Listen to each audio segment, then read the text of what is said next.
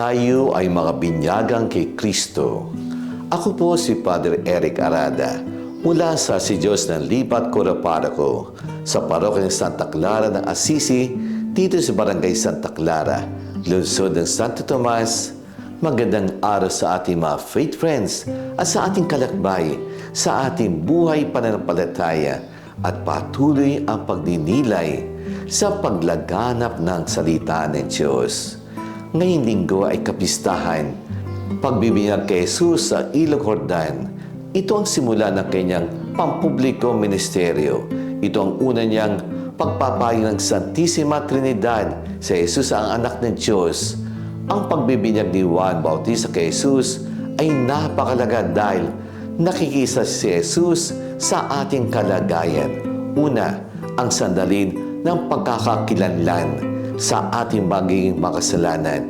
Kahit wala siyang kasalanan, tinanggap niya ang binyag ng pagsisisi para makilala siya ng mga tao. Nakikisa siya sa mga tao na makasalanan para magbalik loob sa Diyos. Mayroon mga tao ay makasama o naiya sa ibang makasalanan na isip nila ay hindi sila kailangang magbago o ituwid ang kailang buhay.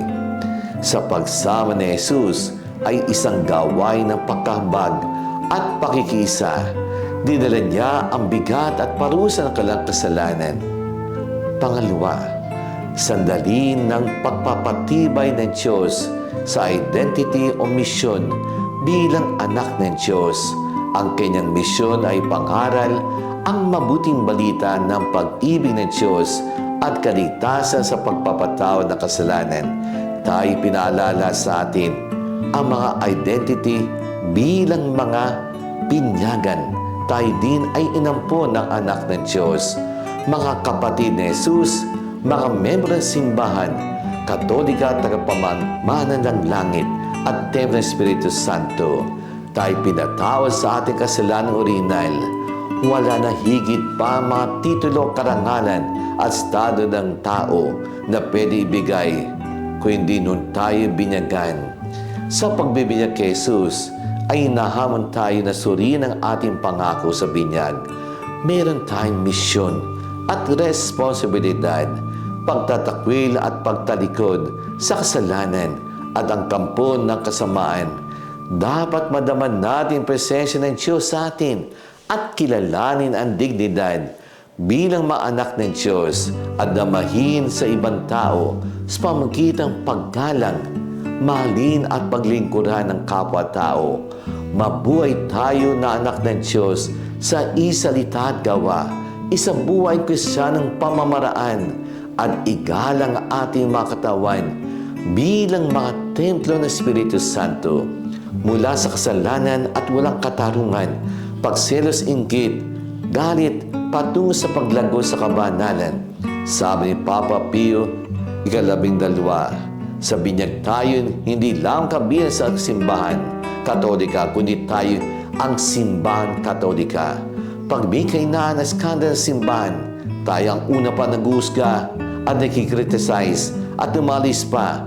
Hindi natin alam, bagay tayo dito, tandaan natin ang simbahan at bobo ng Diyos at ang tao.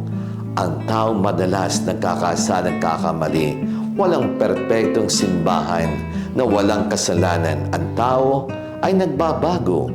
May mga ugnayan na bumubuhat at mawawala. Dadating ang mga tao na alis pero hindi nawawala ang misyon natin. Tinagap natin noon na tayo mabinyagan na maging kinatawan ni Kristo sa mundo. Sa dami natin sinasalihan ng samahan, organization tungkulin sa simbahan, at kung ano-ano pang kulay ng ating damit. Huwag nating kalimutan ang dignidad na tayo ay binyagan. Let us pray. Almighty eternal God, when the Spirit descended upon Jesus at his baptism in the Jordan, you revealed him as your own beloved Son.